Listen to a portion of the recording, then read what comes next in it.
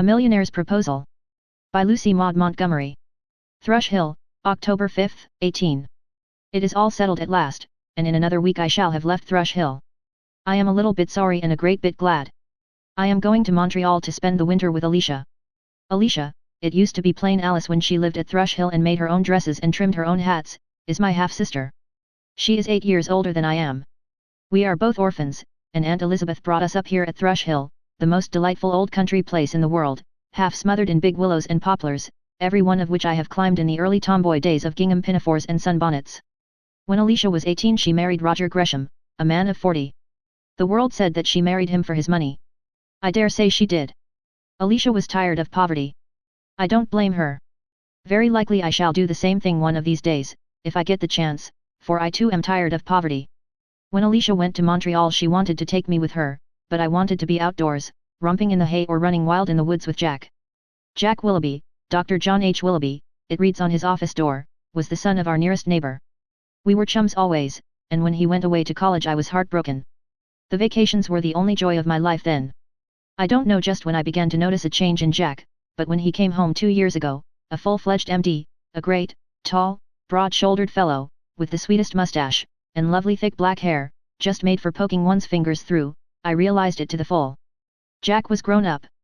The dear old days of bird nesting and nutting and coasting and fishing and general delightful goings-on were over forever.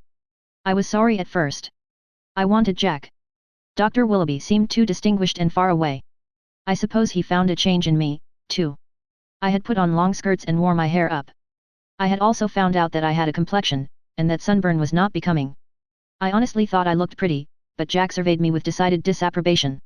"What have you done to yourself? You don't look like the same girl. I'd never know you in that rig out, with all those flippery-trippery curls all over your head. Why don't you comb your hair straight back, and let it hang in a braided tail, like you used to?" This didn't suit me at all. When I expect a compliment and get something quite different I always get snippy. So I said, with what I intended to be crushing dignity, that I supposed I wasn't the same girl, I had grown up, and if he didn't like my curls he needn't look at them. For my part, I thought them infinitely preferable to that horrid, conceited-looking mustache he had grown. "I'll shave it off if it doesn't suit you," said Jack amiably. Jack is always so provokingly good-humored. When you've taken pains and put yourself out, even to the extent of fibbing about a mustache, to exasperate a person, there is nothing more annoying than to have him keep perfectly angelic. But after a while Jack and I adjusted ourselves to the change in each other and became very good friends again. It was quite a different friendship from the old, but it was very pleasant. Yes, it was, I will admit that much. I was provoked at Jack's determination to settle down for life in Valleyfield, a horrible, humdrum, little country village. "You'll never make your fortune there, Jack," I said spitefully. "You'll just be a poor, struggling country doctor all your life, and you'll be grey at 40. "I don't expect to make a fortune, Kitty," said Jack quietly. "Do you think that is the one desirable thing? I shall never be a rich man. But riches are not the only thing that makes life pleasant." "Well, I think they have a good deal to do with it, anyhow," I retorted. "It's all very well to pretend to despise wealth, but it's generally a case of sour grapes. I will own up honestly that I'd love to be rich. It always seems to make Jack blue and grumpy when I talk like that. I suppose that is one reason why he never asked me to settle down in life as a country doctor's wife. Another was, no doubt, that I always nipped his sentimental sproutings religiously in the bud. 3 weeks ago Alicia wrote to me, asking me to spend the winter with her. Her letters always make me just gasp with longing for the life they describe. Jack's face, when I told him about it, was so woebegone that I felt a stab of remorse, even in the heyday of my delight. "Do you really mean it, Kitty? Are you going away to leave me?" "You won't miss me much," I said flippantly. I had a creepy, crawly presentiment that a scene of some kind was threatening, and I'm awfully tired of Thrush Hill and country life, Jack. I suppose it is horribly ungrateful of me to say so, but it is the truth. "I shall miss you," he said soberly. Somehow he had my hands in his. How did he ever get them? I was sure I had them safely tucked out of harm's way behind me.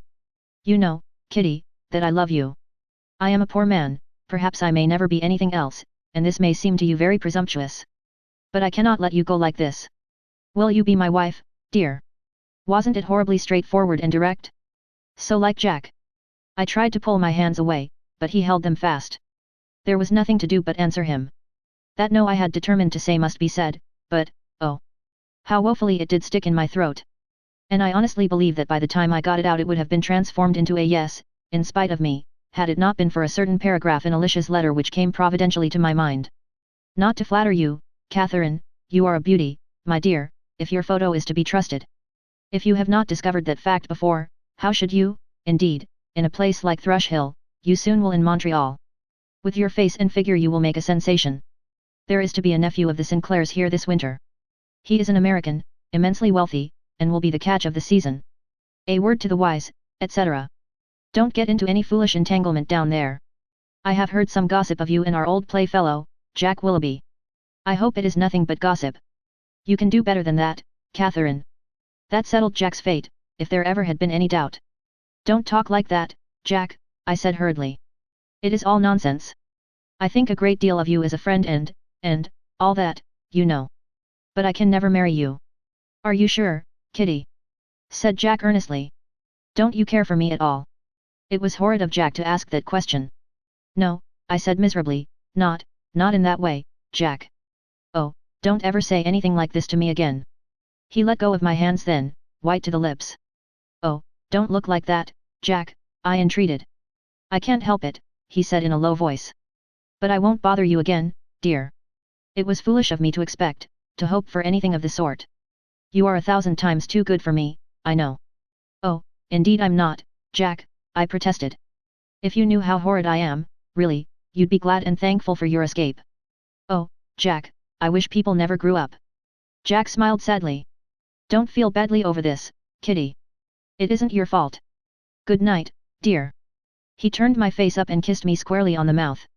He had never kissed me since the summer before he went away to college. Somehow it didn't seem a bit the same as it used to, it was nicer now. After he went away I came upstairs and had a good, comfortable howl.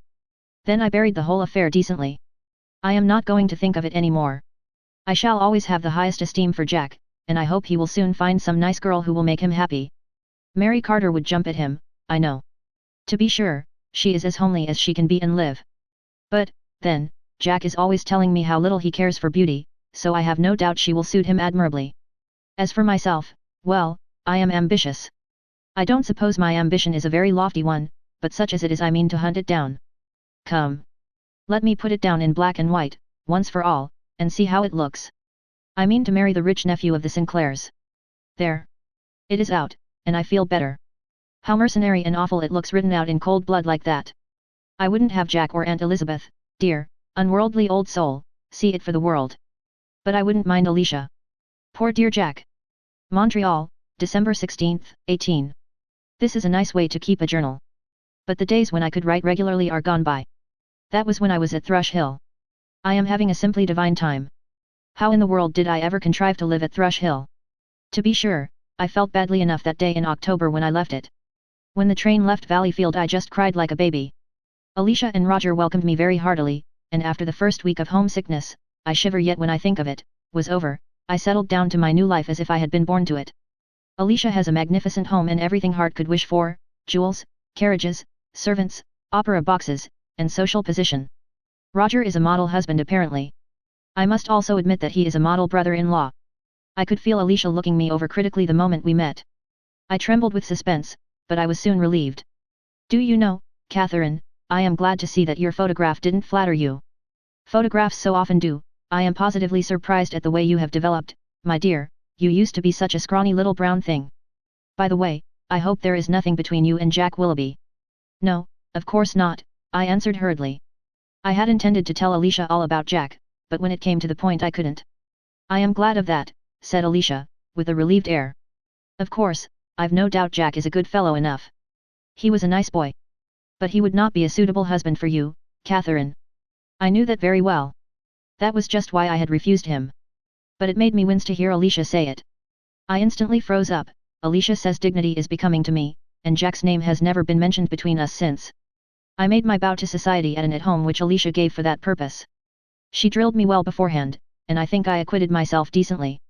Charlie Van Cleek, whose verdict makes or mars every debutante in his set, has approved of me. He called me a beauty, and everybody now believes that I am one, and greets me accordingly. I met Gus Sinclair at Mrs. Brompton's dinner. Alicia declares it was a case of love at first sight. If so, I must confess that it was all on one side. Mr. Sinclair is undeniably ugly, even Alicia has to admit that, and can't hold a candle to Jack in point of looks, for Jack, poor boy, was handsome, if he were nothing else. But, as Alicia does not fail to remind me, Mr. Sinclair's homeliness is well gilded. Apart from his appearance, I really liked him very much. He is a gentlemanly little fellow, his head reaches about to my shoulder, cultured and travelled, and can talk splendidly, which Jack never could. He took me into dinner at Mrs. Brompton's, and was very attentive. You may imagine how many angelic glances I received from the other candidates for his favour. Since then I have been having the gayest time imaginable. Dances, dinners, luncheons, afternoon teas, functions to no end, and all delightful. Aunt Elizabeth writes to me, but I have never heard a word from Jack. He seems to have forgotten my existence completely. No doubt he has consoled himself with Mary Carter. Well, that is all for the best, but I must say I did not think Jack could have forgotten me so soon or so absolutely. Of course it does not make the least difference to me. The Sinclairs and the Bromptons and the Curries are to dine here tonight. I can see myself reflected in the long mirror before me, and I really think my appearance will satisfy even Gus Sinclair's critical eye. I am pale, as usual, I never have any color. That used to be one of Jack's grievances. He likes pink and white milkmaidish girls. My magnificent pallor didn't suit him at all. But, what is more to the purpose, it suits Gus Sinclair. He admires the statuesque style. Montreal, January 20th, 18. Here it is a whole month since my last entry. I am sitting here decked out in gloss of satin and glimmer of pearls for Mrs. Cutty's dance. These few minutes, after I emerge from the hands of my maid and before the carriage is announced, are almost the only ones I ever have to myself. I am having a good time still. Somehow, though, it isn't as exciting as it used to be. I'm afraid I'm very changeable. I believe I must be homesick. I'd love to get a glimpse of dear old Thrush Hill and Aunt Elizabeth, and Jay, but, no. I will not write that. Mr. Sinclair has not spoken yet, but there is no doubt that he soon will. Of course, I shall accept him when he does, and I coolly told Alicia so when she just as coolly asked me what I meant to do. Certainly, I shall marry him, I said crossly, for the subject always irritates me. Haven't I been laying myself out all winter to catch him? That is the bold, naked truth, and ugly enough it is. My dearly beloved sister, I mean to accept Mr. Sinclair, without any hesitation, whenever I get the chance. I give you credit for more sense than to dream of doing anything else, said Alicia in relieved tones. Catherine, you are a very lucky girl. Because I am going to marry a rich man for his money. I said coldly. Sometimes I get snippy with Alicia these days. No, said my half-sister in an exasperated way. Why will you persist in speaking in that way? You are very provoking. It is not likely I would wish to see you throw yourself away on a poor man, and I'm sure you must like Gus. Oh, yes, I like him well enough, I said listlessly. To be sure, I did think once, in my salad days, that liking wasn't quite all in an affair of this kind. I was absurd enough to imagine that love had something to do with it. Don't talk so nonsensically, said Alicia sharply. Love. Well, of course, you ought to love your husband, and you will. He loves you enough, at all events. Alicia, I said earnestly, looking her straight in the face and speaking bluntly enough to have satisfied even Jack's love of straightforwardness, you married for money and position, so people say. Are you happy? For the first time that I remembered, Alicia blushed. She was very angry. Yes, I did marry for money, she said sharply, and I don't regret it. Thank heaven, I never was a fool. Don't be vexed, Alicia, I entreated. I only asked because, well, it is no matter. Montreal, January 25th, 18. It is bedtime, but I am too excited and happy and miserable to sleep. Jack has been here, dear old Jack. How glad I was to see him. His coming was so unexpected. I was sitting alone in my room this afternoon, I believe I was moping, when Bessie brought up his card. I gave it one rapturous look and tore downstairs, passing Alicia in the hall like a whirlwind, and burst into the drawing room in a most undignified way. Jack! I cried, holding out both hands to him in welcome. There he was, just the same old Jack, with his splendid big shoulders and his lovely brown eyes. And his necktie was crooked, too. As soon as I could get my hands free I put them up and straightened it out for him. How nice and old-timey that was. So you are glad to see me, Kitty? He said as he squeezed my hands in his big strong paws. Deed and deed I am, Jack. I thought you had forgotten me altogether. And I've been so homesick and so everything, I said incoherently. And, oh, Jack, I've so many questions to ask I don't know where to begin. Tell me all the Thrush Hill and Valleyfield news, tell me everything that has happened since I left. How many people have you killed off? And, oh, why didn't you come to see me before? I didn't think I should be wanted, Kitty, Jack answered quietly. You seemed to be so absorbed in your new life that old friends and interests were crowded out. So I was at first, I answered penitently. I was dazzled, you know. The glare was too much for my Thrush Hill brown. But it's different now. How did you happen to come, Jack? I had to come to Montreal on business, and I thought it would be too bad if I went back without coming to see what they had been doing in Vanity Fair to my little playmate. Well, what do you think they have been doing? I asked saucily. I had on a particularly fetching gown and knew I was looking my best. Jack, however, looked me over with his head on one side. Well, I don't know, Kitty, he said slowly. That is a stunning sort of dress you have on, not so pretty, though, as that old blue muslin you used to wear last summer, and your hair is pretty good. But you look rather disdainful and, after all, I believe I prefer Thrush Hill Kitty. How like Jack that was. He never thought me really pretty, and he is too honest to pretend he does. But I didn't care. I just laughed, and we sat down together and had a long, delightful, chummy talk. Jack told me all the Valleyfield gossip, not forgetting to mention that Mary Carter was going to be married to a minister in June. Jack didn't seem to mind it a bit, so I guess he couldn't have been particularly interested in Mary. In due time Alicia sailed in. I suppose she had found out from Bessie who my caller was, and felt rather worried over the length of our tete-a-tete. She greeted Jack very graciously, but with a certain polite condescension of which she is past mistress. I am sure Jack felt it, for, as soon as he decently could, he got up to go. Alicia asked him to remain to dinner. We are having a few friends to dine with us, but it is quite an informal affair, she said sweetly. I felt that Jack glanced at me for the fraction of a second. But I remembered that Gus Sinclair was coming too, and I did not look at him. Then he declined quietly. He had a business engagement, he said. I suppose Alicia had noticed that look at me, for she showed her claws. Don't forget to call any time you are in Montreal, she said more sweetly than ever. I am sure Catherine will always be glad to see any of her old friends, although some of her new ones are proving very absorbing, one, in especial. Don't blush, Catherine, I am sure Mr. Willoughby won't tell any tales out of school to your old Valleyfield friends. I was not blushing, and I was furious. It was really too bad of Alicia, although I don't see why I need have cared. Alicia kept her eye on us both until Jack was fairly gone. Then she remarked in the patronizing tone which I detest. Really, Catherine, Jack Willoughby has developed into quite a passable-looking fellow, although he is rather shabby. But I suppose he is poor. Yes, I answered curtly, he is poor, in everything except youth and manhood and goodness and truth. But I suppose those don't count for anything. Whereupon Alicia lifted her eyebrows and looked me over. Just at dusk a box arrived with Jack's compliments. It was full of lovely white carnations, and must have cost the extravagant fellow more than he has any business to waste on flowers. I was beast enough to put them on when I went down to listen to another man's love-making. This evening I sparkled and scintillated with unusual brilliancy, for Jack's visit and my consequent crossing of swords with Alicia had produced a certain elation of spirits. When Gus Sinclair was leaving he asked if he might see me alone tomorrow afternoon. I knew what that meant, and a cold shiver went up and down my backbone. But I looked down at him, spick and span and glossy, his neckties are never crooked, and said, yes, he might come at 3 o'clock. Alicia had noticed our aside, when did anything ever escape her, and when he was gone she asked, significantly, what secret he had been telling me. He wants to see me alone tomorrow afternoon. I suppose you know what that means, Alicia. Ah, purred Alicia, I congratulate you, my dear. Aren't your congratulations a little premature? I asked coldly. I haven't accepted him yet. But you will. Oh, certainly. Isn't it what we've schemed and angled for? I'm very well satisfied. And so I am. But I wish it hadn't come so soon after Jack's visit, because I feel rather upset yet. Of course I like Gus Sinclair very much, and I am sure I shall be very fond of him. Well, I must go to bed now and get my beauty sleep. I don't want to be haggard and hollow-eyed at that important interview tomorrow, an interview that will decide my destiny. Thrush Hill, May 6, 18. Well, it did decide it, but not exactly in the way I anticipated. I can look back on the whole affair quite calmly now, but I wouldn't live it over again for all the wealth of IND. That day when Gus Sinclair came I was all ready for him. I had put on my very prettiest new gown to do honor to the occasion, and Alicia smilingly assured me I was looking very well. And so cool and composed. Will you be able to keep that up?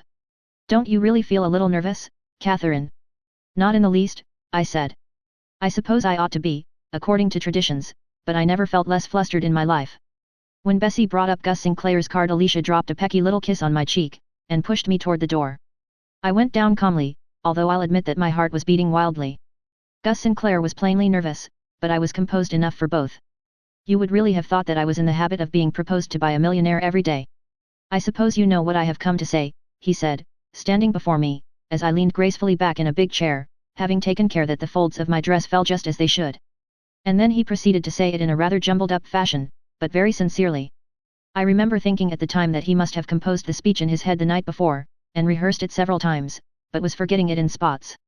When he ended with the self-same question that Jack had asked me 3 months before at Thrush Hill, he stopped and took my hands. I looked up at him.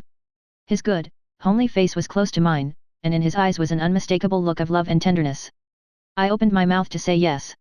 And then there came over me in one rush the most awful realization of the sacrilege I was going to commit.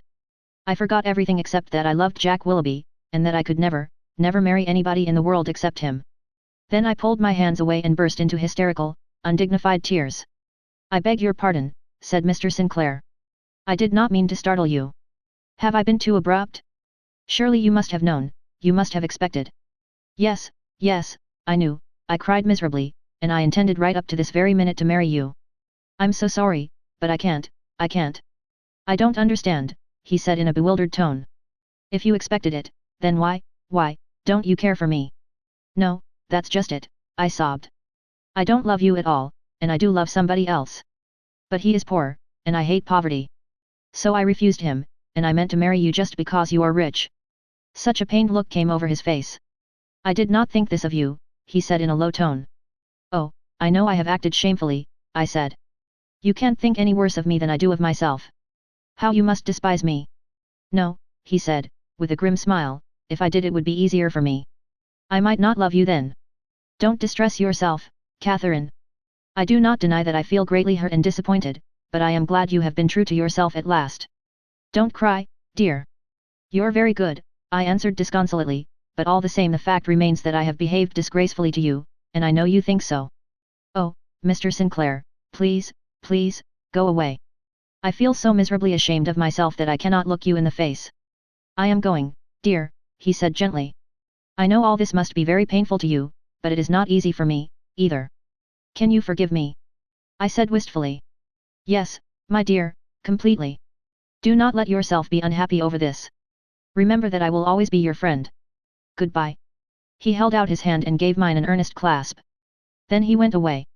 I remained in the drawing room, partly because I wanted to finish out my cry, and partly because, miserable coward that I was, I didn't dare face Alicia. Finally she came in, her face wreathed with anticipatory smiles. But when her eyes fell on my forlorn, crumpled self she fairly jumped. Catherine, what is the matter? She asked sharply.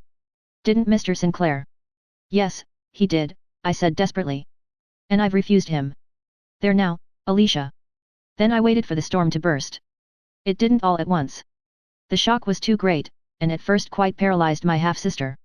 Catherine, she gasped, are you crazy? Have you lost your senses? No, I've just come to them. It's true enough, Alicia. You can scold all you like.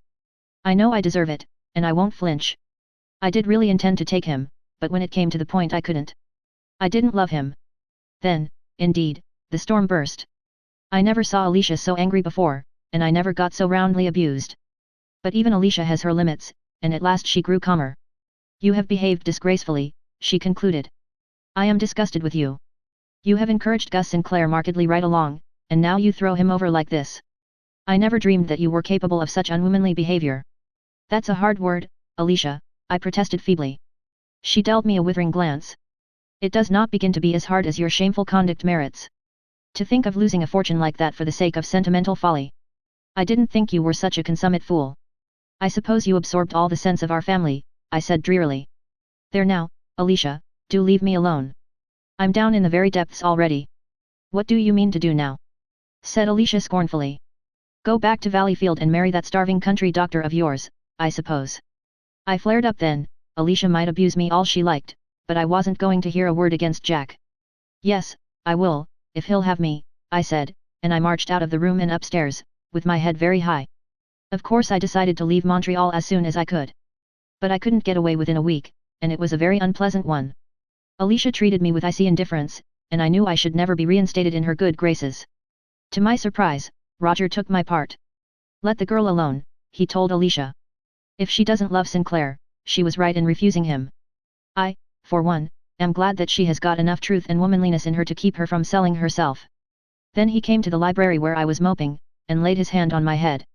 "Little girl," he said earnestly, "no matter what anyone says to you, never marry a man for his money or for any other reason on earth except because you love him." This comforted me greatly, and I did not cry myself to sleep that night as usual. At last I got away. I had telegraphed to Jack, "I'm coming home Wednesday, meet me at train," and I knew he would be there. How I longed to see him again, dear, old, badly treated Jack. I got to Valleyfield just at dusk. It was a rainy evening, and everything was slush and fog and gloom. But away up I saw the home light at Thrush Hill, and Jack was waiting for me on the platform. "Oh, Jack," I said, clinging to him, regardless of appearances. "Oh, I'm so glad to be back." "That's right, Kitty. I knew you wouldn't forget us. How well you are looking."